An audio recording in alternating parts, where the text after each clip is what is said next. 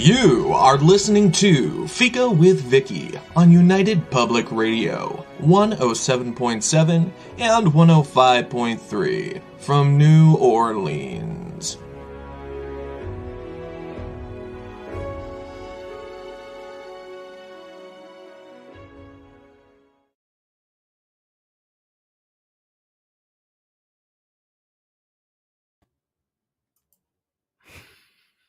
It's a day. Hello, everyone, and welcome to Fika. Today, we're welcoming back author, editor, director, and designer Reva Leah Stern, and me, your host, Vicky Bennison. Reva's life has and continues to be a full one. She's worked in Los Angeles, New York, Toronto, Chicago, Florida, and Kansas City.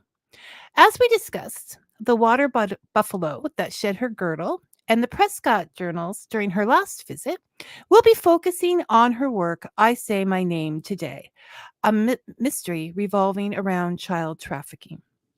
But this isn't the first time Reva's work has taken on relevant and emotionally difficult topics. As we discussed in her first Fika, she has made a habit of it, and a good habit. Without using sensationalism, she is able to take us on the character's journey through their lives and give us the ability to move forward with them. Then, instead of closing our eyes and running away, we are able to see how these happenings infiltrate our own lives and better understand those involved.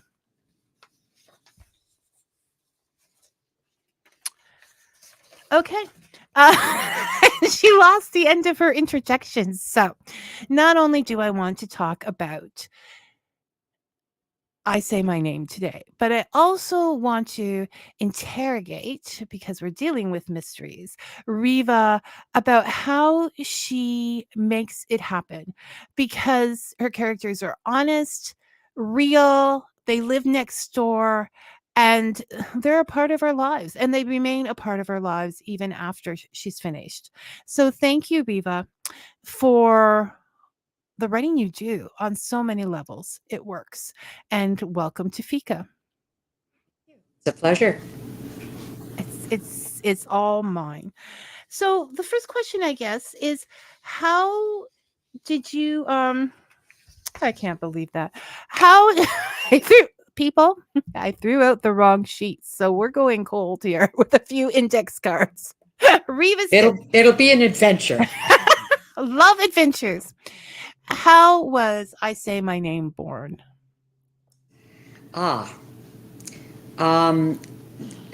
There's always a germ of an idea that comes from the unknown, comes from the strangest moment. And this was a strange moment. It was it was a sleety, freezing cold February day. I was meeting a client to discuss editing his book. We were going to meet at a Tim Hortons, and I decided to get there early to prepare some notes. I had read his manuscript, and so I wanted to make sure I had my notes ready. So I got there, I ordered something to eat, and I sat down at a table watching the sleet and thinking.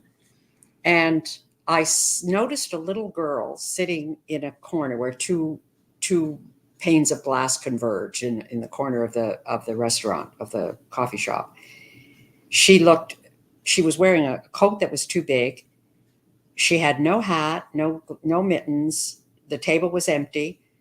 I couldn't see below the table, so I couldn't tell whether she had on boots or whatever. But her coat was quite open, and kind of like me, you could see that she did not have a sweater on or anything that showed any sign of warmth or protection against the cold. So my mind began to wander, and I started wondering, who was she? There was always a lineup of people, and in this particular Tim Hortons coffee shop, and I kept wondering which one was her mom or her dad, and the line kept rotating. People would get their order, they would either leave the restaurant with their bundle or they would find a seat. And as time wore on, it was 15 minutes and 20 minutes and 25 minutes. And there was nothing happening. This child was crunched together in almost a fetal position in a little cold orange chair, plastic chair. And I went up to the counter and I asked one of the cashiers or servers to take a donut and a cup of cocoa to the little girl. I said, please put extra milk in it because you don't want her to burn herself. So I said, but don't tell them it's for me. Just take it over and smile and give it to her. To tell her it's for her. So they did that. And the child would sniff at it and then pull back and sniff at it and look at the donut, never touched it. And it took about 40 minutes. And a woman came in, and the woman looked, this is terrible, but she did not look like a very pleasant person. She had very bleached hair with very dark roots, very teased, and lots and lots and lots of makeup, and lots of costume jewelry, and a fake fur coat that came to above the knee, and very high red shoes in this haily, icy weather, and a very low cut. Her coat was open, very low cut. And she walked up to the child and said something in a language I couldn't quite hear, and I couldn't quite make it out, but I know it wasn't English. And she grabbed the child by the upper arm and pulled her off the chair and dragged her out. And then I saw that the little girl had on sandals and no socks, and my heart just dropped. And I could not get that child, the image of that child, out of my mind. It just haunted me. And after a few weeks, I started to just make notes, and I kept picturing this child and began to ask myself questions on my computer. Who was she? Who might she have been? Who might that have been? Where might she have come from? Why was she not? And then in answering those questions, I began to formulate the idea of the book. And that's the beginning. And then you start researching the topic of, either child abuse or child exploitation, or one thing leads into another. And I found myself not falling down a rabbit hole, but trying to claw my way out of a rabbit hole to get to the top so I could find out in the clear air what was really going on. What could I make of this as in my story, in my image of what all of that was about. So the story became an answer to your curiosity and a way to find out all these details. Yeah, I guess in a way it was. Well, a story fiction always begins with curiosity. Yeah. So yeah, so I guess in a way, yes. And then to apply the right characters in order to bring some resolution or some sanity or some discovery to it, then the other characters had to be created. And then the biggest problem you run into then is what is legal, what is not. I got involved with somebody who worked in child exploitation to be able to ask these questions. I was able to go online. I was given certain sites I could go to get the answers about the law and whatever happened. I'll actually tell you an interesting thing that happened. When I was doing my research, I was given a legal site. And I went on this legal site and I was asking all these questions like, what kind of penalty, what kind of punishment, or what kind of a sentence would one get if one were involved in child exploitation or child prostitution and so on. And I was going through it to find out, because I wanted everything to be right. I didn't want a reader to be able to say, oh, this is ridiculous, this could never happen, or this is not accurate. And as I was looking at it on my computer and going from one heading to another to get the information I needed, this gray square came up on my screen with rounded edges. and exclamation marks, and said that you must cease and desist, remove yourself from this site. If you do not, you could be under investigation. And I closed the site down. I almost had a heart attack. All I could picture was the police coming to my door. I live in a lovely condominium community, and pictured me in handcuffs and the police taking me through the lobby filled with my neighbors. Anyway, I called the person, I don't want to mention names or anything, but it was somebody very high up in the police, and told them what happened. And he laughed his head off and said, it's the timing. I mean, you go to research something, and eventually they start saying, you didn't punch in it. You're not a lawyer. You're not a this or that. So like, why are you looking at all these sites? So this comes up as a warning, just a warning. Yes, but as a relatively law-abiding citizen, it's a scary warning. And Very. and once again, that warning goes out to all family members of a writer or friends that may happen to go on their computer. Really don't check into their search. Just because, Yeah. you might fear for your life, you might fear for it's difficult being being an author and doing research, particularly yes on this topic. So I'm going to call him the protagonist, but it really is an ensemble of the characters all contribute, I think, quite evenly. But Michael is also a mystery writer. And he has connections with the police force that help him. Obviously, you have connections that help you in everyday life, in your dramas with the internet. How much did they help you in writing this book? You're talking about my connections, Yeah. or?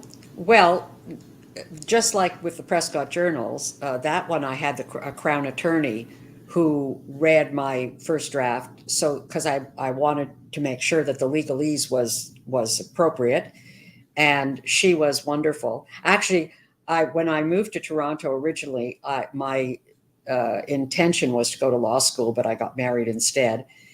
So I didn't ever end up becoming a lawyer.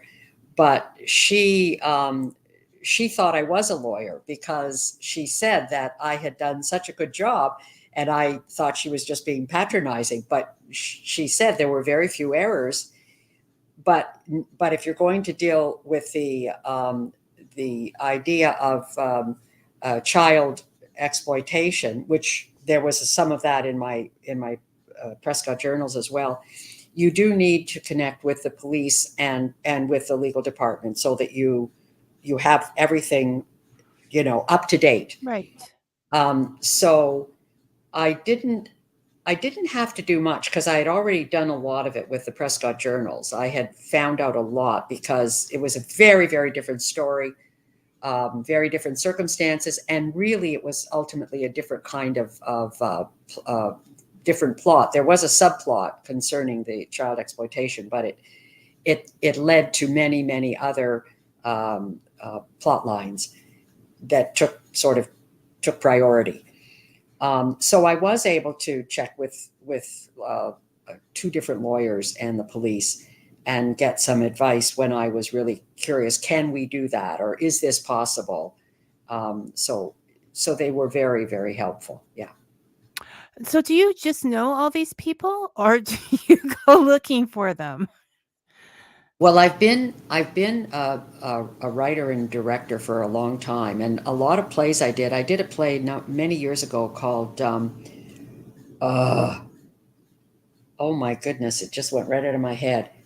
It was about a woman who was raped. I didn't write the play; I just directed it, and I wanted to know a lot about what the law says, what I could do and not do on stage, and I connected with the. He was a chief. I think he was a chief of police, or I don't know whether he was a chief, but he was with the division that was closest to my theater at the time, and he had become very good friends with some of my staff. So I was able to connect with him at that time, Extremities. The play was called Extremities. Actually, they made a movie of it with Farrah Fawcett at that time. And so I stayed in touch, and then he was able to put me on to other people. And I knew a fair number of lawyers, so I was able to find somebody who dealt with different issues that I was Legal. Yeah. More. So it's part of having a full life. You've made these connections over time, and they come in handy in later on, which is one of the benefits, I guess, of being older when you're doing these things, because you've had time to know who to look and up and she'll think. Okay, Robin says that was a sad story, Reva, about the girl. I really don't understand how people can be so cruel to their own children. And that's the question, right? Because you don't know if that is their child or not. And so it's really difficult for someone to step in and say what's going on here, because you don't know what you're getting into the middle of. Though I may be more apt to do that after reading this book, instead of turning an eye and saying, how is this going to, what am I going to be embarrassed? Am I going to, look like a fool? Just take the opportunity. So without my sheet. You have been a newspaper writer and written for magazines and things like that. And your novels seem to be, I have found them very relevant, very in the now, very. Do you still spend a lot of time with, I mean, I know that you don't like a lot of the stuff on the internet and social media and that. Not that you don't like it, but it's not your thing. So so are you still a newspaper person? Like, do you still read that in print? I do. I'm very much a news junkie. And finding real news is a bit of a challenge, because there's TikTok and Google and terrible sites that you get all kinds of misinformation and headlines that seem to tell you a story that has no place in reality. But I do try to search for the truth. I try to look at things from all sides. But I'm not a fan of the internet, although we're on it now and I use it every day. But I'm not on any social platforms at all. I'm not on Facebook. I have a website, and I have email, and I Zoom a lot. I run a writer's workshop on Zoom. I do a lot of meetings on Zoom. But I'm just not a fan. And one thing you'll notice about my novels, they never take place today, because dealing with messaging and texting, and I feel like there's a kind of impotency about the dynamics. It may work in movies and on television, but I prefer to write about just prior to this last 10 years of this bursting of technology, or on the verge of it, where you have flip phones, or you don't get a lot of information, or if you do, it's pretty inaccurate, or it's pretty unreliable. It's still unreliable, but everyone thinks it's reliable. And but so I like, you and I were talking a bit just before we went on live, and about the fact that it's hard today to add dynamics, physical dynamics in particular, to your actions. Like you were talking about, in the good old days, you could take a receiver when you were angry and slam it down. And I agree with miss you. that. Yeah. And you said, now you just push the button. Well, that's true. There are many things like that. Like you don't answer a door anymore. You push a button, and when somebody rings your doorbell, you can see them, and you push a button and say, yes, who is it? Or, what are you doing here? In the good old days, you'd open the door with a smile and say, yes, can I help you? So there are a lot of those interactions that don't happen anymore. And I prefer to write, I try anyway, to keep whatever I'm doing in a place where there's good, I won't say old fashioned because I don't write about the 60s or 70s. No. But just able to interact with people as much as possible and read faces and read body language. Yes, you don't have to go to, well, I guess it would be the good old days for some of the younger people now, but say you take a series like X-Files or Criminal Minds, you can see the change in technology from the first season to later in the seasons. Like, that's how fast it's been. And there is, I love my tech. Like I said, I couldn't speak to you. I might not have ever met you if it wasn't for Fika and the internet, and so it has a lot of good things. But as far as writing mysteries, I think it's like you said, you see who's outside the door before opening it. Like, that just took half the suspense right there. Like, there's a urgent knock on the door. Like, as a reader, you're thinking, who is it? What's happened that I can relate? You're trying to figure that out before the character in the book opens the door. And then you're like, okay, I won. Or what a shocker. You're missing those things that make people real, and the ability to cover things up is so much easier. You think it would be more open, but people can change the way they look. They can, catfish and do all of those things. Mhm. So it doesn't have that personal touch, I think, perhaps. Even without AI, we were moving in that direction before that all started. As a writer, you have chosen to just fall into that little niche. Not when we didn't have anything like this, but before it became so invasive in our lives. Right. Around, I think it was around 2015 is when it really got very heavy into technology. But there are other things that there are devices now that we didn't have before that time that are quite wonderful. Like, you have technology that can find a body 3 feet under the earth, somebody who is buried that you could never have found before unless you dug up the entire forest. But you can, so those kinds of things. I'm working on a series of short stories now for a collection for publication, and those things now I can take advantage of. I can use that technology in a short story where it doesn't involve the same kind of character building. It's more very instant plot building. So using technology now is to my advantage.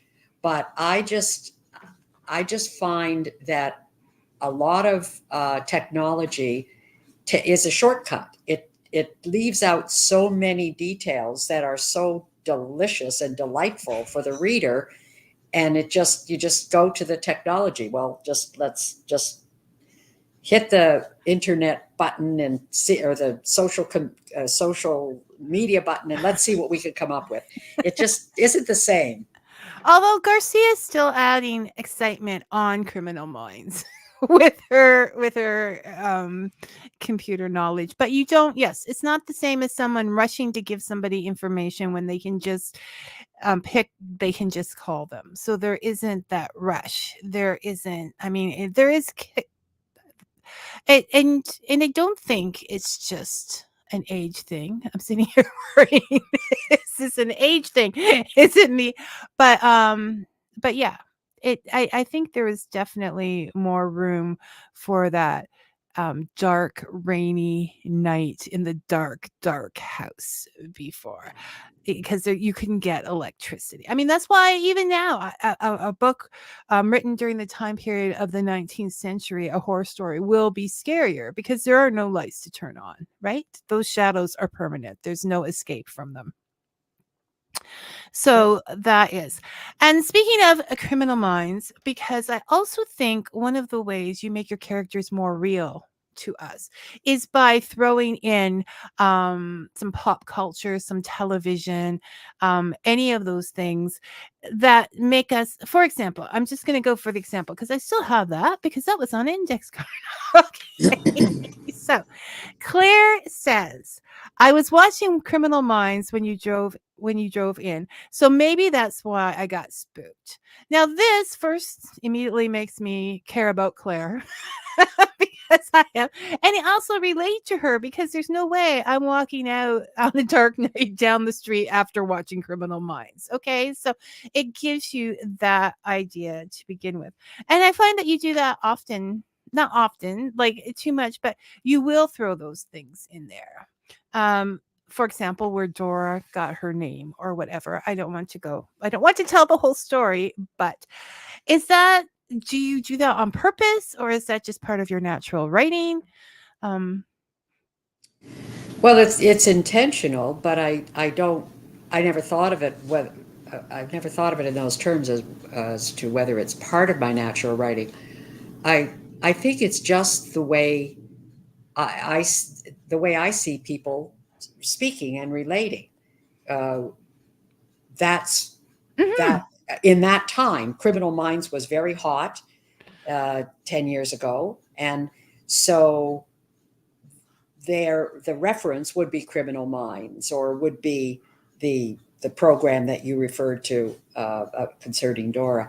These things were just relevant at the time, and so it seemed logical in order to make like I wouldn't have made the reference necessarily about I was watching some vampire show from 1950s, No, because it and wouldn't that's be why. relevant to that. So I want it to be relevant so that it again it confirms the era, the time in which this is happening. And Claire becomes our next door neighbor because, yell over the fence. Did you see the episode? Or, in communication with her husband, that explains why she's feeling uneasy. It's not that something real has happened. She just was watching Criminal Minds and that makes her uneasy. So, On the other side of that, though, now because of social media and because of streaming, you could be watching Criminal Minds for the first time in your life right now and believe that it just started right now. this is how So I know that the tech at the beginning of the show it grew so quickly because I've watched it quickly. Okay, there is I love that show. So, um, you know, Claire's okay with me. She just, and I think it does make you feel close. I mean, I know that if I read a book and because I'm Canadian and they mention Tim Hortons, I'm like, oh yes, right. I remember. I can relate to that. That is relevant to my life. So it's not that we're not sometimes looking for something new, but when we're building that understanding of that story, it's nice to have some comfortable steps along the way where you can stop and say, okay, I'm comfortable here. I like Tim Hortons. Now let's go to the next step of the mystery. but I'll tell you something interesting about the point you just made. A number of years ago, when I first started the first draft of the novel, I had an agent, and the agent said to me, "You cannot make references to Tim Hortons because Americans won't know what that is." And I said, "So? It is a coffee shop. They know what a coffee shop is." "Yeah, but you're making it sound as though Tim Hortons is." So I couldn't mention Tim Hortons at the time. Um, so there were rules. There were also rules where you couldn't actually describe an automobile. You had to just talk about the color of it or the shape of it years ago. You couldn't say it was an Oldsmobile, especially if it was involved in a crime. So there are things that it wasn't illegal, but it was frowned upon, and the companies didn't like it. And if you were looking for product placement, or you're looking for advertising, or you're looking for sponsorship or investors, you didn't want to insult anybody. Nowadays, everywhere you look, there's product placement on television and in movies. It's They it's learned. mandatory. They learned. It doesn't matter if the villain is driving your car, as long as the little sticker on your car with the name on it is placed. Today, yeah. It doesn't have that same feeling. So I have said, and I want other people to read this book so they can tell me what they think. But I have said that this is why I go on about them. It's not, they're so strong, so real. And that is why I think they can take us through these difficult situations without us and keep us reading. Okay, because it's very easy to close a book and say, I can't deal with this, and it's gone. But you sidestep the sensationalism because we don't see it through the bad guys, the perpetrator, the creepy ones' eyes. So we're not getting that yucky value. We're not seeing it through the victim's eyes. So we're not getting the impact of that emotion, that pain so dead on. And we are seeing it through the people who care about them, the people on the sides and their empathy. So we can look at them with empathy. And I think one of the ways that is done is through your strong characters, because they're real people. And that could be us seeing that little girl in the restaurant, finding that little girl in the restaurant. And as such, because you're so fantastic at making these characters and making them real, do you, because I'm going to go back here because I'm right in the middle of the show right now.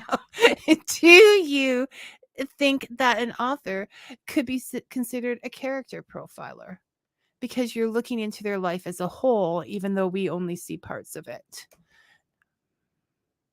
I think that is one of the I wouldn't say it's a responsibility, but I would say that it's one of the gifts that an author offers the reader is a true profile, a true depth to the characters that she or he provides for the reader. Yes, I think it is. I mean, you you can't just look at the surface, because the surface is a is is a uh, is a skin covering of all that lies beneath. It could be lies.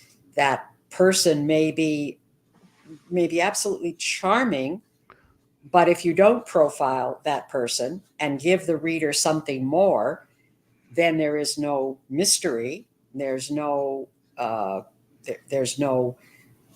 uh, there's nothing gripping about the story, because you now know, oh, this is a lovely person, or this is an evil person, or so you need to know all the aspects. What is this person capable of? Is what you see what you get? If not, what is underneath? And when will we know it? How will we know it? How will it be served up to us? And when it is, will we believe it? And or will we be shocked by it, or will we Accept it. but always will we accept it? Yes, and you, I'm just saying, you do this so well, so that we get so involved in the characters and their lives that I closed that book saying, "Oh my goodness, I know she's not, but I want a series with these people." Um, because we wanted to know how it continued on for them. And I think in the same way as we took a vacation and met new people and keep up with them with Christmas cards. If I send you cards, will you like send them back to me from like Michael or Claire or Mary and telling me what's up? No.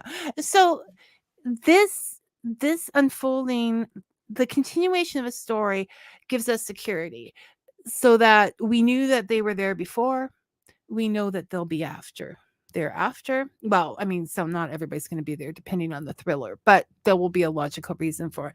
And this is part of a whole life for the victims and for them. And also the perspective is important, because once that perpetrator is taken care of, arrested or whatever, their story is out of the main character's story, so we follow them. They weren't worth it. They weren't worth their own story. We're getting rid of them. Well, after the book came out and people started commenting or reviewing, one of the questions that I was asked several times, especially when I did live interviews at the time, was, "Is that it? Will there be a sequel?" I can see that. Yeah, and what, like, what would it hinge on? So I said, assuming that the mystery has been resolved, that that story has run its course, well, those characters, Michael, who's a writer, and Claire, who is an HR person, and Dr. Goldwyn, and Barry. Barry Gold, who's a lawyer, detective. Sorry. Right. So all of these people, And Stewart, yes, police. So all of these people who we grew to respect and admire and fear and care for during this story really could, they really could move on to a whole new storyline. So it is possible. I don't know if I'm up for it, but because I'm still working on the short story collection, but it hasn't escaped me. Okay. So I can dream.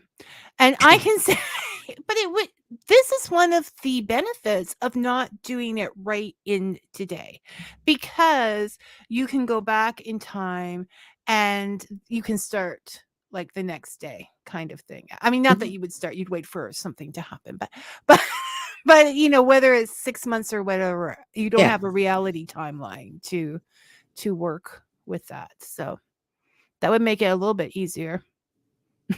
Yeah. So bringing up, and I had 2 names, but I just had 2 working names. But then in your last bio, you just used the one. So I'm wondering if the strange spectrum of mysterious mishaps. We kind of touched upon it last time, but we didn't speak much about it. And it seems to be completely different, once again, from what you've written before. Is it? It is very different. It is still filled with kind of nasty little bites of karma and people possibly doing wrong and getting their comeuppance, or being assumed to have done wrong and getting comeuppance where they may not have deserved it. So it's not always all cut and dried and very pat, but they're snippets. Some of the stories are as short as, I don't know, 10 pages. Some are 25 pages. There are, I think, about 20. I have about 20 stories or 25 stories, something like that. So I'm just now, it's not a first draft, because some of the stories I've gone over and over and over again. But it's a matter of deciding which to leave in, which to leave out, which I might, a couple of new ideas have come to me that I might want to add to it. And then finding a publisher, because the same publisher that publishes creative nonfiction doesn't necessarily publish fiction or mysteries, and doesn't necessarily publish short story collections. So that's the hard part. So that was one thing I knew I was going to ask you, because you said it took 25 years to find the right publisher for Prescott journals. That was a journey. And so aside from doing your research and knowing what that publisher publishes, what other things mean the right publisher for you to you, Reva? Well, the last 2 books, I Say My Name and the Prescott Journals, were both published by U.S. publishing houses. The first book that I wrote, The WaterBuffalo That Shed Her Girdle, was published by a Canadian publishing house. And I'm based in Canada. The Canadian publishing house, for many reasons, it isn't just because it was homegrown. They couldn't have been more wonderful. They took care of everything. I had appearances and book signings and book big book conferences and all sorts of amazing things that they arranged. And I was like on cloud nine. The books were selling like crazy, everything. But they don't do the kind of books they do memoirs and autobiographies and biographies. Right. So WaterBuffalo was a creative nonfiction. So that's what they do.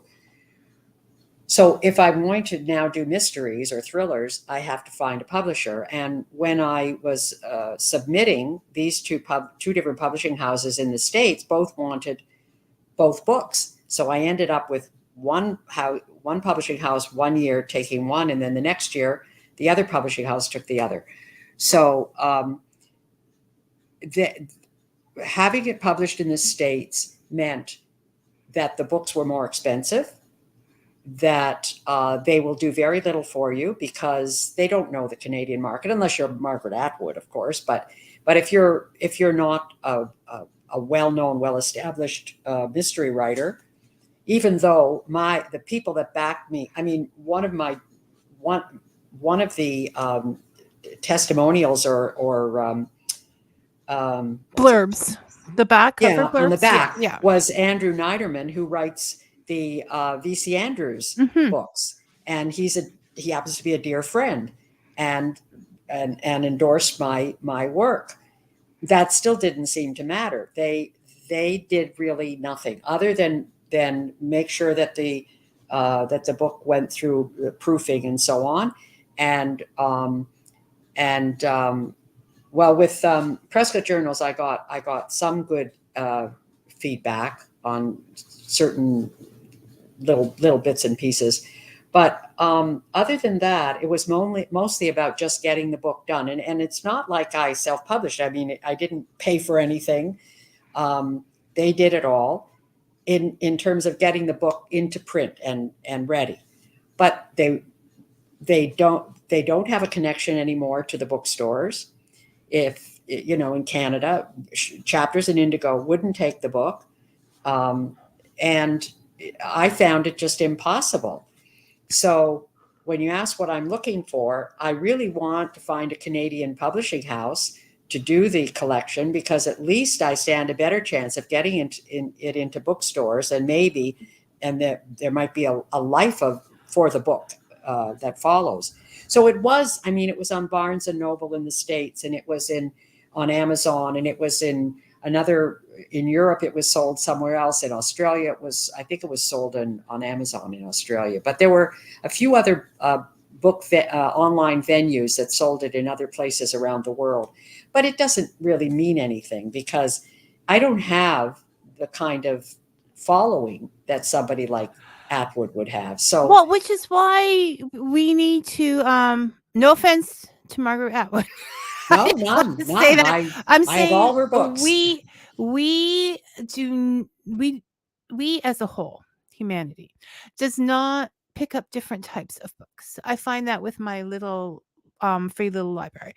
The same authors are read over and over again. And yes, they made it there because they were good authors and they were prolific, and there was hard work and some luck involved, as always. No one's saying they don't work hard, but just for ourselves, picking up something different once in a while is nice. And I try to sort of sort it in my little library. Not that I'm pushing anything. But I tried, if somebody sends a book that is less known, I might go, and put it in the little library. Sometimes I put it on my library shelf first, but my reading list is so long, I have to be realistic and just make it go away to the little library.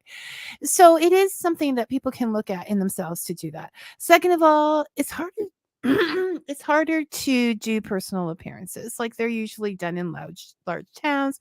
You're near Toronto, right? You're not in the Mecca. I'm in Toronto. You're Yeah. you're right in Toronto. So that is easier for you to get that. I mean, because you're adorable and people will notice that and buy your book on launches and things like that. So that personal touch is important. And thirdly, regardless of what people think, times have changed and publishers are no longer offering setting you up for these things, getting your name out there. This is why so many authors are trying to write as well as keep up large social networking just to get their book out there. Plus, go to, I mean, it takes everything to get a book out there and known if you're not one of the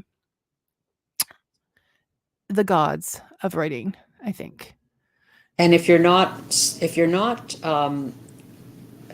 comfortable with social media, maneuvering it, I'm comfortable being on it. Like I've been invited as I am with you, and I'm willing to do it, but I'm not comfortable initiating it. I'm just not that person, you know.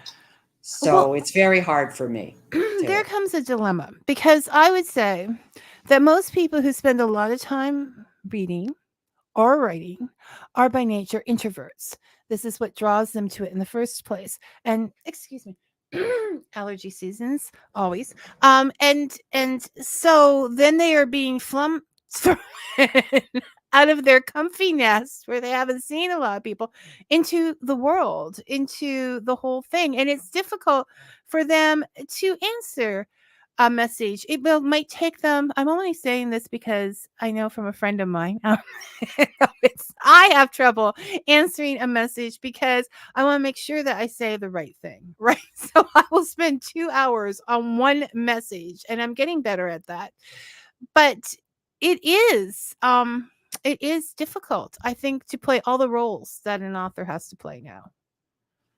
Yeah, I mean, I can stand up. I've done lectures my whole career, and I can stand up in front of 1,000 people and feel perfectly comfortable with my subject.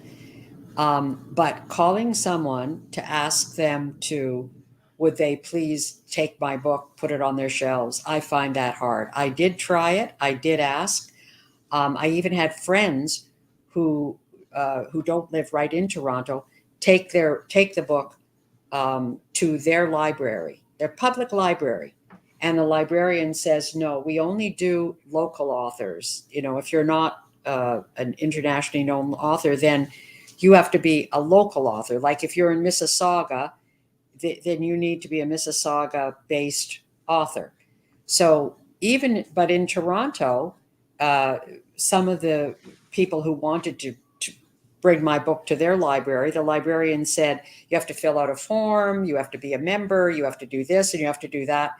And I have a feeling that some of these people just said, it's too much trouble. Well, Just, it's a lot of it all takes time. It's a yeah. lot of tape, like going out there, doing those things, doing talks. When are people supposed to read now? I mean, right? Like, and also writers are readers, so they want to do that Yeah. too. It's just a lot. Granted, and also, uh, which I think is wonderful, a lot of the writers today are older, so they have more life experience, but they're less likely to want to spend okay. They don't have as much energy to be doing all of these things. I've got the energy. I just need some. Like if I had, like years ago, you could have an agent. You didn't have to, but if you had an agent, so if you had an agent, you just had to show up and then do your Right, spiel, right. read from your book, give a little talk, sign some books. Everything was great. But so it isn't the energy. And if I had to drag the books with me, I can do that too. I'm strong enough. But the problem is getting those invitations It's because promoting yourself. yeah. It is I'm going to say this. I feel that's part of the problem with Canadian authors is that culturally we are Canadians in general, culturally, we are raised to be humble, raised to not push ourselves out there, right? So I think that could be a lot of the problems when I see, there are some people in the States that are like, this is the way it is, this is the way it, I'm doing this, I'm out there, this is good. There are people from other countries within Canada that have come from other countries that are like, I have to push this out there. It's survival. I'm going to make this happen. And for heaven's sakes, even in England, even the UK is getting better at it, I'm thinking, than Canadians. We still are very much, I can't, I can't do this. I need to have someone else bring it forward for me. I think our young people are much more Yes, yes. forward thinking. The young writers are much more forward thinking. I think it's because of social media that they've been able to do it almost anonymously, and they're really much more comfortable, tooting that old horn. So Um, than anyone, say, over 35, for example, or 40. That young generation is really They've very learned because comfortable. they're seeing that as a way to behave, and no one is saying, "Don't do that."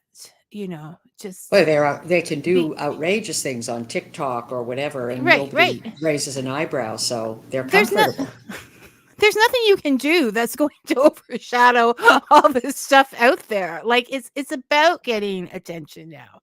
And the other thing is that that say 25 or 30 years ago, before the internet, before everybody had a laptop, before everybody had an iPad, um, writers were still somewhat of a rare breed, like serious It's writers. the number of Now, everybody who's got a laptop or an iPad or a desktop or whatever, everybody's a writer. Everybody wants to write their book, which is fine. But then every publishing house is inundated. So little publishing houses pop up, and then they have a few good hits, and then it falls apart. If you go online looking for a publisher, there are hundreds upon hundreds upon hundreds, and when you check them out, you'll find that hundreds upon hundreds have already gone out of business. So it's an evolving, definitely an evolving door, or a revolving, but it's not evolving. I think I should say it that way, because it's not getting better. It's probably in many ways getting worse. I think, you know what? I don't want to step on anybody's dream or anything in the world. I think is honest to say is it well, honest would be there's how many people and the percentage of writers out there actually make a living at writing now, because there are so many of them, and those glory days of the 80s and Stephen King coming in and all of these people, that's just a pipe dream now. Yeah. So much so that I always wanted to write. I always loved to read. I have like 3 novels in various places throughout the house. But I am very content at this moment to read other people's books and bring them forward, because I would never do it for myself. That's that old Canadian thing coming in. And to bring it forward, because I know by speaking to people the amount of work it takes. I mean, not that this isn't work, but the it's almost it's the impossible dream, really, to get it out. Few people do. There the in terms of making a living as a writer, unless you're writing, doing comprehensive writing for PhD students, or writing for a magazine or newspaper, there is no money in it at all. If I didn't edit for a living, if I didn't help people tell their stories, there would be no income. That's where the income comes from as a comprehensive or substantive editor. So I'm fortunate in that respect that that's where I can turn to for income. But still, when you write, you kind of write the story that you will tell, the story you want to tell. But but regardless of what people say, if no one is reading it, then you may as well have not even published. Just fold it up and put it on the shelf, and every once in a while you can take Because it down and read it again yourself. you're paying for editors, you're paying for cover art, you're paying for a lot of, it's a very expensive hobby, is what it Well, comes no, you're not down. if you're traditionally Oh, if you're published. traditionally And I've published, been no, that fortunate. also. All three Yeah, books. and that is a biggie, because very Yeah, few people take people without agents now. yeah, They still want you to do all the promotions, and it's not just about writing a good book, it's writing a book that is on their publishing agenda for that's right. year. What happens? So as much as I've seen people with amazing horror stories go to horror publishers, but it's not the type of horror they're into this year. You know, you may write about vampires, they're into werewolves.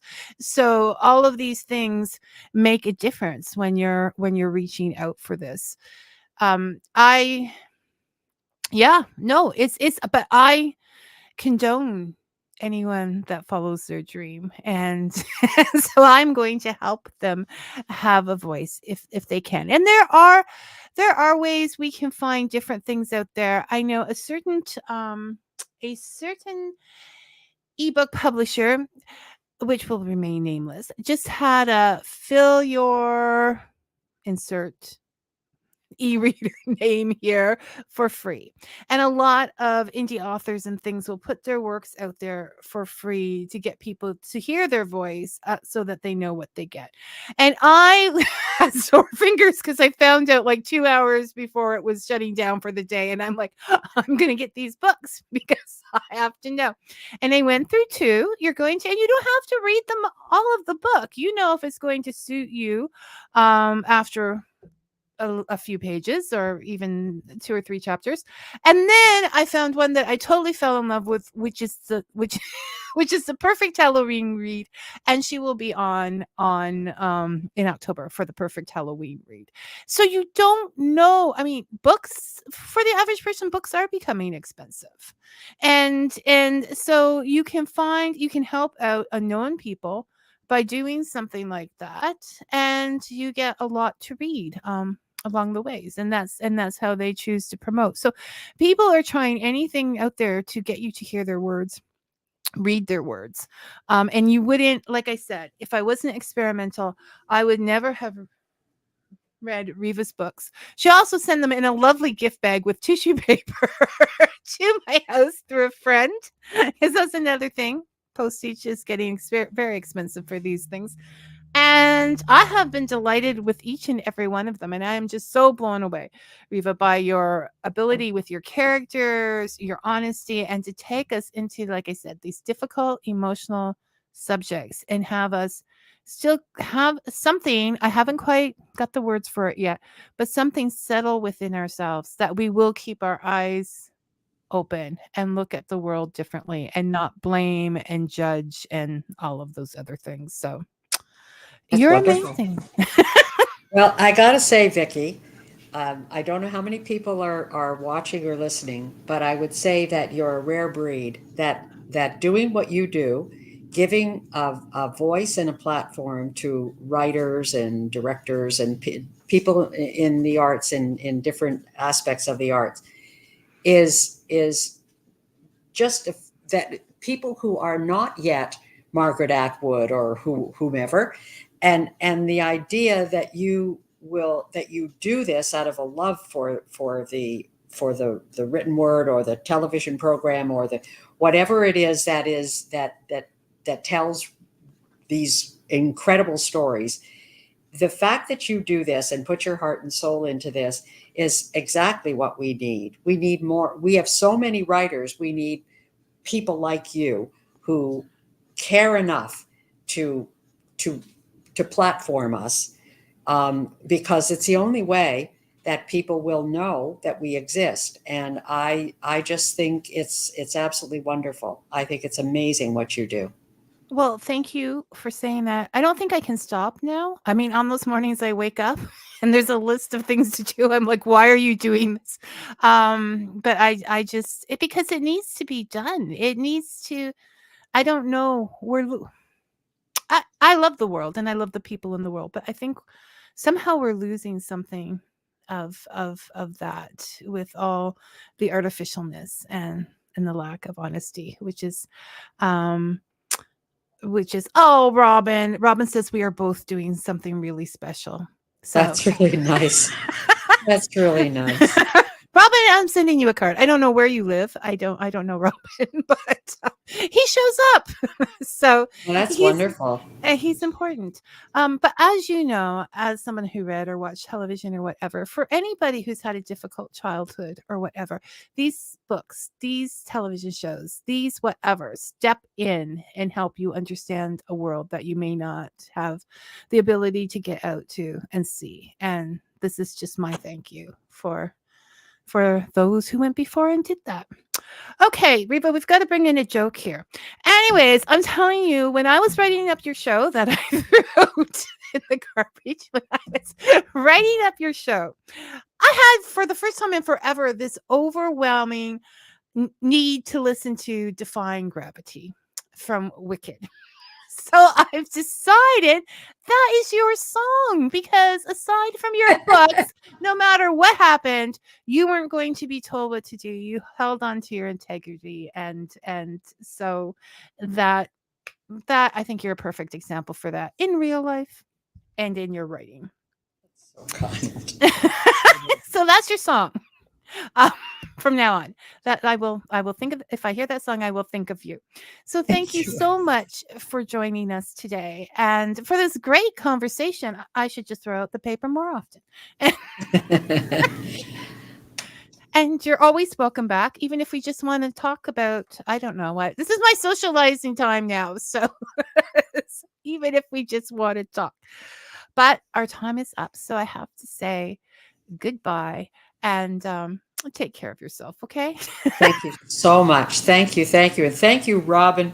Whoever you are, I am very, very thrilled that you tuned in. Somewhere up in northern Winnipeg. I think he's out west in that world. So he yeah. Thank you, Robin. Okay, you take care. And I have to all right, and I'm going to close up the comments because Robin's comment was perfect. So, and go over to the music here. There we go. You can't see that. I don't know why I tell you these things, but just if you're wondering, where did Vicky go? So, next week, Janice Barrett will be returning. You'll remember she was here with her historical suspense novel, Authorized Cruelty, and thriller novel. And she's going to be back with a new one this week, Cash for Life. And I would call it a suspense thriller as well. Not always sure these genres mix and match. But until then, may your coffee be hot and your story sweet. Thanks for listening, everyone.